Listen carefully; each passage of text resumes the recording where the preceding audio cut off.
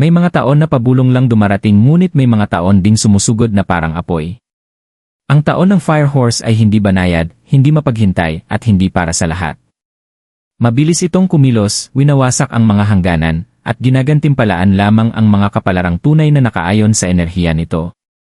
Habang marami ang makararamdam ng matinding pressure, kaguluhan, at pagkawala, may isang maliit na grupo ng mga Chinese zodiac signs na makakaranas ng kabaligtaran, biglaang mga oportunidad, pambihirang pag-angat sa pananalapi, at momentum na halos hindi mapipigilan. Hindi ito tungkol sa swerte o basta paghuhula lamang. Ibinubunyag ng sinaunang karunungan ng Feng Shui kung bakit 7 signos lamang ang tunay na nakaposisyon upang makaakit ng kayamanan sa makapangyarihang siklong ito. Kung kabilang dito ang iyong signo, maaaring hindi na muling bumalik sa dati ang landas ng iyong buhay. Sa buong kasaysayan, itinuturo ng sinaunang karunungan ng China na ang kayamanan ay hindi dumarating ng nagkataon, ito ay sumusunod sa enerhiya, tamang panahon, at tamang pagkakaayon. Ang taon ng Fire Horse ay nagdadala ng isa sa pinakamalalakas na puwersa sa Feng Shui, isang enerhiyang itinutulak ang buhay pasulong sa buong bilis.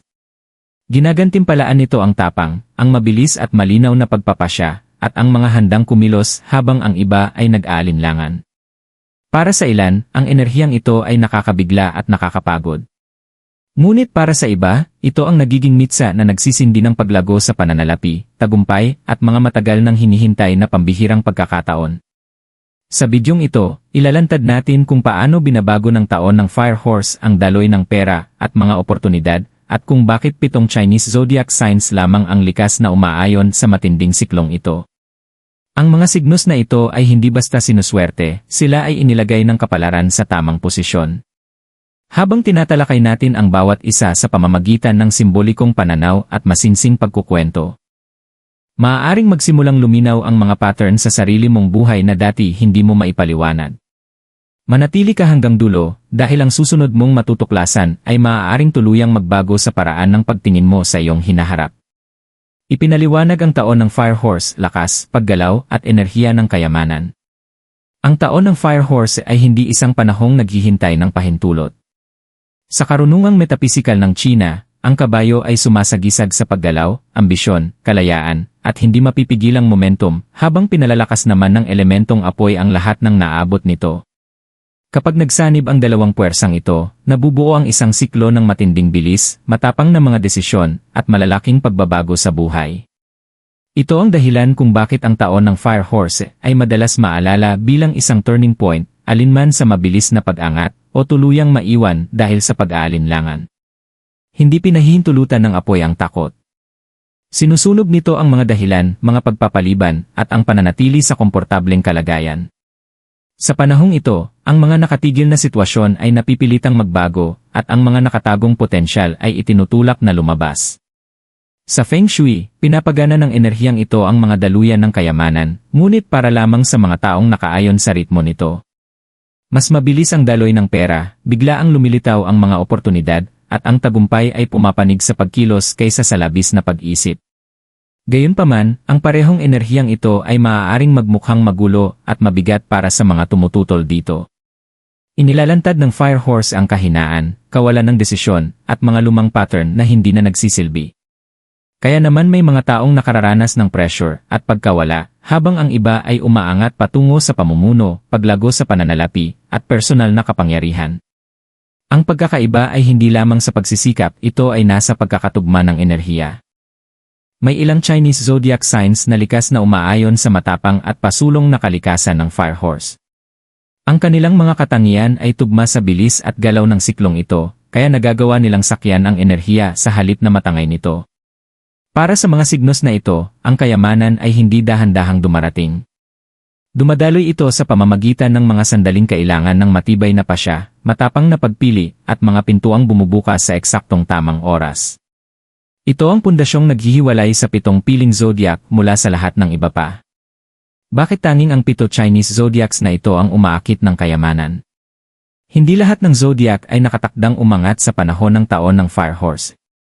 Itinuturo ng sinaunang karunungan ng China na ang kayamanan ay dumadaloy patungo sa pagkakaayon, hindi lamang sa pagsisikap. Habang maraming tao ang mas nagsusumikap kapag dumarating ang makapangyarihang mga siklo, tanging ang mga angkop ang likas na kalikasan sa nanginibabaw na enerhiya ng taon ang tunay na nakakatanggap ng gantimpala. Dito malinaw na naiba ang 7 piling Chinese zodiac signs. Ang taon ng Fire Horse ay kumikilos ng mabilis, may kumpiyansa, at walang takot na direksyon. Pinapaboran nito ang mga signos na marunong kumilos ng desidido, mabilis umangkop, at magtiwala sa kanilang instinct kapag biglaang sumusulpot ang mga oportunidad. Ang 7 signos na ito ay may mga likas na katangian, tapang, estratehikong pag-isip, tibay ng loob, o kakayahang mamuno na nagbibigay daan upang sila'y makasabay sa matinding ritmo ng panahong ito. Sa halip na labanan ang pagbabago, sila mismo ang nagiging bahagi nito.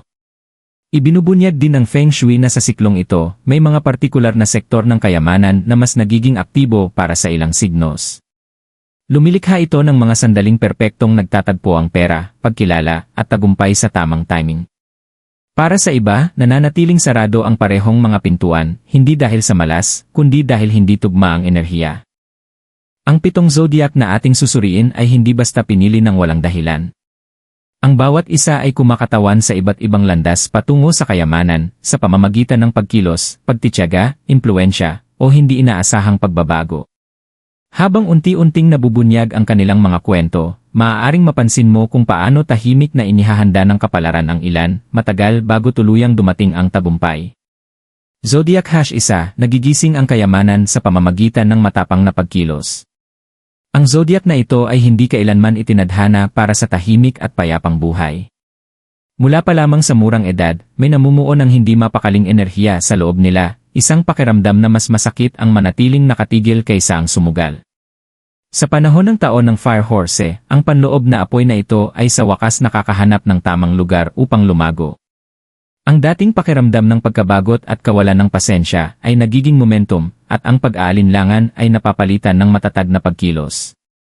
Para sa zodiac na ito, ang kayamanan ay hindi dumarating ng dahan-dahan o mahinahon. Lumilitaw ito sa mismong sandaling pinili nila ang tapang kaysa sa komportableng pananatili. Itinutulak sila ng enerhiya ng Fire Horse patungo sa matapang na mga desisyon, pagsisimula ng bago, pagpasok sa pamumuno, o tuluyang pagkilos sa isang ideyang matagal na nilang kinikimkim sa katahimikan. Maaaring tawagin itong mapanganib ng iba, ngunit para sa signos na ito, pakiramdam nito ay likas at halos hindi maiiwasan. Ibinubunyag ng Feng Shui na ang zodiac na ito ay tunay na umuunlad kapag may kasamang dalaw. Dumadaloy ang pera kapag sila ay nag-inisyatiba, naglalakbay, nagpapalawak, o pumuputol sa mga limitasyong matagal nang pumipigil sa kanila. Ginagantimpalaan ng Fire Horse ang kanilang katapangan sa pamamagitan ng pagbubukas ng mga pintuang dati hindi nila nakikita.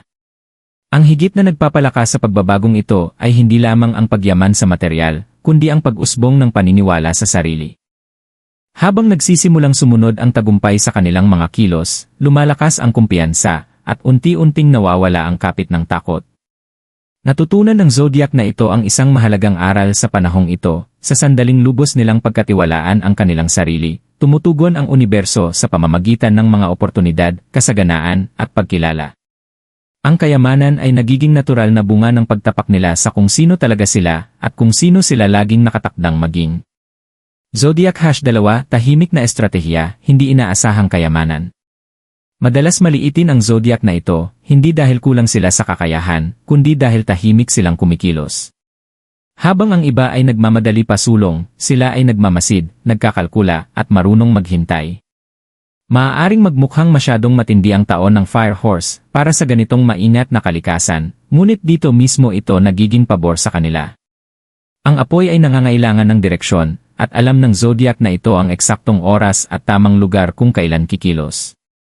Sa mahabang panahon, maaaring mabagal ang kanilang pag-usad. Ang mga plano ay binuo sa katahimikan, nasubok ang kanilang pasensya, at madalas ay hindi napapansin ang kanilang pagsisikap. Ngunit itinuturo ng Feng Shui na ang tahimik na tubig ay may malalim na agos, at sa siklo ng Fire Horse, ang matagal na paghahanda ay sa wakas nakakatagpo ng perpektong timing. Dumarating ang mga oportunidad ng biglaan, ngunit hindi ito basta't samba. Ito ay bunga ng maraming taon ng pagpipigil at matalinong pagpuposisyon. Ang kayamanan para sa zodiac na ito ay dumarating sa pamamagitan ng estratehiya, mga pamumuhunan, matatalinong desisyon, at pagpili ng kalidad kaysa sa bilis. Habang ang iba ay humahabol sa mabilis na pera, ang signos na ito ay umaakit ng matatag at pangmatagalang kasaganaan. Pinapaliyab ng Fire Horse ang kanilang mga plano sa eksaktong tamang sandali, ginagawang lantad ang mga tahimik na intensyon at nagiging malinaw na tagumpay. Ang nagpapalakas sa pag-angat na ito ay ang elementong sorpresa. Kahit ang mga pinakamalapit sa kanila ay maaaring hindi ito inaasahan. Isang desisyon, isang hakbang, isang maingat na galaw ang kayang magbago ng lahat. Ang aral ng taon ng Fire Horse para sa zodiac na ito ay malinaw, ang katahimikan ay hindi kahinaan. Kapag nagsanib ang pasensya at apoy, dumarating ang kayamanan ng walang ingay, ngunit nananatili ito sa mahabang panahon. Zodiac #3, isang panganib na nagbabago ng lahat. Ang zodiac na ito ay matagal nang namuhay sa gilid ng desisyon, alam na ang isang hakbang ng panganib ay kayang baguhin ang lahat, ngunit pinipigilan ng pag-ingat dahil minsan nang naging napakataas ang halaga ng pagkabigo. Maaaring itinuro ng mga karanasan sa nakaraan na maging maingat, na ingatan ang kakaunting katatagang mayroon sila. Ngunit ang taon ng Fire Horse ay hindi nagbibigay gantimpala sa pag-aalinlangan. Dumarating ito upang subukin ang kanilang tapang sa pinakamalalim na antas. Sa panahong ito, may lilitaw na oportunidad na parehong nakaka-excite at nakakatakot. Maaaring may kinalaman ito sa pera, karera, o isang matapang na personal na hakbang na iniiwasan ng iba. Ibinubunyag ng Feng Shui na para sa zodiac na ito, ang kayamanan ay nabubuksan lamang kapag ang takot ay hinarap ng direkta. Hindi marahang nagtutulak ang Fire Horse, pinipilit nitong pumili. Kapag ang zodiac na ito ay tuluyang humakbang pasulong, may isang kahanga-hangang bagay na nangyayari. Mabilis na tumutugon ang universo. Napapalitan ng momentum ang pagdududa, at dumarating ang suporta mula sa mga hindi inaasahang direksyon. Ang dating tila mapanganib na lundag ay nagiging pundasyon ng paglago sa pananalapi. Ang panganib na ito ay hindi pa dalos-dalos, ito ay kinakailangan. Itinuturo ng Fire Horse sa zodiac na ito ang isang makapangyarihang katotohanan, minsan, ang labis na kaligtasan ang pinakamalaking panganib. Sa pagpili ng pagkilos kaysa sa komportableng pananatili, nababasag nila ang lumang siklo ng mga limitasyon. Dumadaloy ang kayamanan hindi dahil madali ang landas, kundi dahil sa wakas ay nagtagpo ang tapang at kapalaran. Ito ang sandaling babalikan nila at mapagtatanto na nagbago ang lahat dahil naging sapat ang kanilang lakas ng loob upang magsabi ng Zodiac #4, binubuksan ng pamumuno ang mga pintuan ng kayamanan. Ang zodiac na ito ay likas ng may dalang otoridad kahit hindi nila ito kailanman hiniling. Madalas, sa kanila tumitingin ang mga tao para sa gabay, desisyon, at direksyon, kahit hindi nila lubos maipaliwanag kung bakit. Noong nakaraan, maaaring mabigat ang responsibilidad na ito at nagdudulot ng pressure imbes na gantimpala. Ngunit sa panahon ng taon ng Fire Horse, ang parehong kakayahang mamuno ang nagiging susi sa pagpapalawak ng pinansyal na tagumpay. Umuunlad ang enerhiya ng Fire Horse sa kumpiyansa at malinaw na direksyon, at ang zodiac na ito ay natural na nagtataglay ng dalawa. Tinatawag silang humakbang pasulong sa pamamahala, pagnenegosyo, o sa isang papel kung saan may bigat ang kanilang boses. Ipinapakita ng Feng Shui na kapag niyakap nila ang pagiging visible sa halip na iwasan ito, nagsisimulang sumunod ang pera sa impluensya.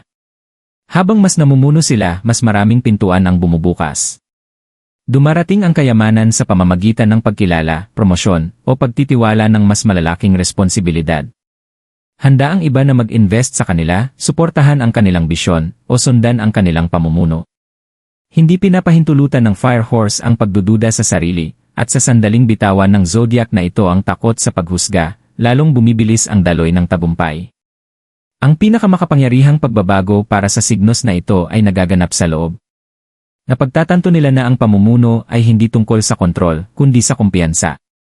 Sa pagtayo ng matatag sa kung sino talaga sila, inaakit nila ang respeto, mga oportunidad, at paglago sa pananalapi.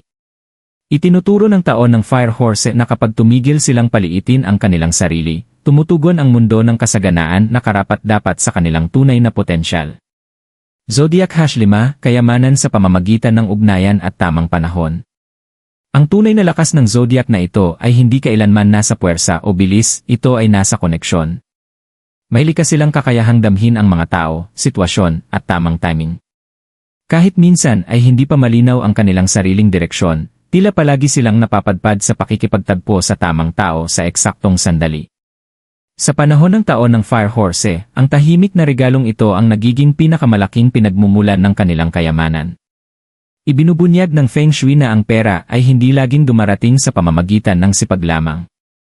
Minsan, ito ay dumadaloy sa pamamagitan ng mga relasyon, pakikipagsosyo, at perpektong nagkakatugmang mga oportunidad.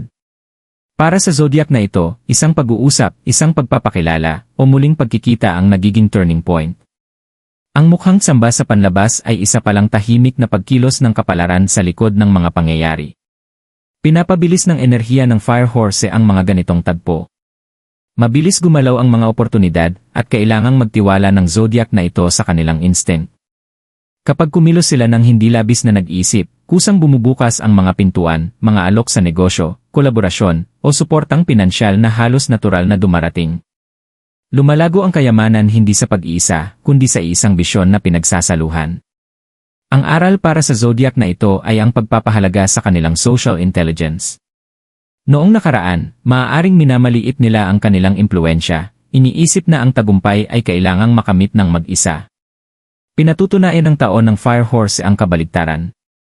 Kapag iginalang nila ang kanilang kakayahang bumuo ng tiwala at makaramdam ng tamang timing, dumadaloy ang kasaganaan ng maayos. Ang kwento ng kanilang kayamanan ay hindi maingay o agresibo, ito ay elegante, estratehiko, at pinapagana ng tunay na koneksyon ng tao. Zodiac #6 sa wakas, nagtatapos ang mga lumang pagsubok. Para sa zodiac na ito, hindi kailanman naging madali ang buhay. Ang kanilang paglalakbay ay puno ng mga pagkaantala, kabiguan, at mga sandaling pakiramdam nila na kahit gaano pa sila magsikap, palaging may kulang upang umusad. Maagang dumating ang mga responsibilidad, natutunan ang mga aral sa mahihirap na paraan, at nasubok ang kanilang pasensya lampas sa komportableng hangganan. Ngunit itinuturo ng Feng Shui na ang mga pinakamatagal magtiis ang kadalasang tumatanggap ng pinakamalalaking gantimpala, at ang taon ng Fire Horse ang nagmamarka ng pagtatapos ng mahabang kabanatang ito. Ang siklong ito ay nagdadala ng pagsasara. Unti-unting nababawasan ang mga lumang pasaning pinansyal, ang mga nakatigil na sitwasyon ay sa wakas gumagalaw, at ang mga pintuang dati laging sarado ay kusang nagsisimulang bumukas. Sinusunog ng enerhiya ng Fire Horse ang mga limitasyon ng nakaraan, pinapalaya ang zodiac na ito mula sa mga pattern na hindi na nagsisilbi sa kanila. Ang dating inakala nilang malas ay ngayon nabubunyag bilang paghahanda. Ang kayamanan para sa signos na ito ay hindi dumarating ng biglaan at walang dahilan. Ito ay dumarating bilang kabayaran para sa tibay ng loob, pagiging consistent, at tahimik na lakas. Lumilitaw ang mga oportunidad na pakiramdam ay tunay na pinagpaguran, hindi basta ipinahiram. Napapalitan ng katatagan ang simpleng pag-survive, at lumalakas ang kumpiyansa, habang napagtatanto nilang ang hirap ay hindi kailanman permanente. Ang pinakamakapangyarihang pagbabago ay emosyonal. Habang humuhupa ang pinansyal na pressure, muling nababalik ng zodiac na ito ang linaw ng isipan at pagpapahalaga sa sarili. Itinuturo ng taon ng Fire Horse na ang pagtitiis ay isang anyo ng kapangyarihan. Kapag tuluyang lumuwag ang kapit ng nakaraan, malayang dumadaloy ang kasaganaan. Hindi lamang ito paglago sa pera, ito ang sandaling ang buhay ay sa wakas nagsisimulang umusad pabor sa kanila. Zodiac #7 ang hindi inaasahang magnet ng kayamanan. Ang zodiac na ito ay bihirang makita bilang isang pinansyal na makapangyarihan. Kahit sila mismo ay maaaring hindi inaasahan na biglang darating ang kasaganaan sa kanilang buhay. Ang kanilang likas na pagkatao ay mas madalas inuugnay sa pagkamalikhain, emosyon, o intuition kaysa sa material na tabumpay. Ngunit may kakaibang kakayahan ang taon ng Fire Horse na baligtarin ang mga inaasahan, at ang signos na ito ang nagiging pinakanakabugulat na kwento ng tagumpay. Ibinubunyag ng Feng Shui na ang zodiac na ito ay may taglay na natatanging enerhiya, isang enerhiyang umaakit ng mga oportunidad ng hindi gumagamit ng puwersa. Sa siklo ng Fire Horse, mas tumatalas ang kanilang likas na instinct, ginagabayan sila patungo sa mga desisyong tila magaan ngunit makapangyarihan. Ang mukhang maliit na hakbang ay humahantong sa mabilis na paglago, at ang simpleng kuryosidad ay unti-unting nagiging kita. Dumarating ang kayamanan sa mga hindi karaniwang landas. Mga malikhaing proyekto, personal na talento, o mga ideyang dati binabaliwala ay biglang nagkakaroon ng halaga. Pinapalakas ng Fire Horse ang kanilang kumpiyansa, tinutulungan silang pagkatiwalaan ang matagal na nilang nararamdaman sa kaibuturan. Sa sandaling tumigil sila sa pagdududa sa kanilang sariling halaga, agad tumutugon ang kasaganaan. Ang tunay na sorpresa ay hindi lamang ang pera, kundi ang pagbabagong kaakibat nito. Napagtatanto ng zodiac na ito na hindi sila kailanman nahuhuli, naghihintay lamang sila ng tamang enerhiya upang gisingin ang kanilang potensyal. Ang taon ng Fire Horse ang nagiging sandali ng kanilang paglabas sa liwanag, pinatutunayan na ang kayamanan ay hindi laging nagmumula sa lakas o puwersa. Minsan, ito ay dumarating kapag ang pagiging totoo sa sarili ay sa wakas kinikilala. Huling mensahe at gabay ng Feng Shui, pag-aayon sa enerhiya ng Fire Horse. Ang taon ng Fire Horse ay hindi pumipili ng paborito, ito ay tumutugon sa pagkakaayon. Ang 7 Chinese zodiac signs na inilahad sa paglalakbay na ito ay kumakatawan sa iba't ibang paraan kung paano nagtatagpo ang kapalaran at kayamanan. May mga umaangat sa pamamagitan ng tapang, ang iba sa pasensya, pamumuno, koneksyon, o tibay ng loob. Ngunit isa ang mensahe ng makapangyarihang siklong ito para sa lahat. Kapag kumilos ka ng kaayon ng enerhiya ng taon, nagsisimula rin kumilos ang buhay pabor sa'yo. Itinuturo ng Feng Shui na ang kayamanan ay hindi dapat basta habulin ng walang direksyon. Ito ay dumadaloy kapag ang iyong mga kilos ay tugma sa ritmo ng universo. Sa siklo ng Fire Horse, nangangahulugan ito ng pagtanggap sa galaw, malinaw na layunin at kumpiyansa. Ang pagkapit sa takot, pag-aalinlangan, o mga lumang gawi ay nagbubunga lamang ng pagtutol. Ang pagbitaw ang lumilikha ng espasyo para pumasok ang kasaganaan. Anuman ang iyong zodiac, ito ay panahon ng masusing pakikinig sa mga biglaang oportunidad at pagkilos ng may malinaw na intensyon. Mas mabigat ang epekto ng maliliit na desisyon ngayon.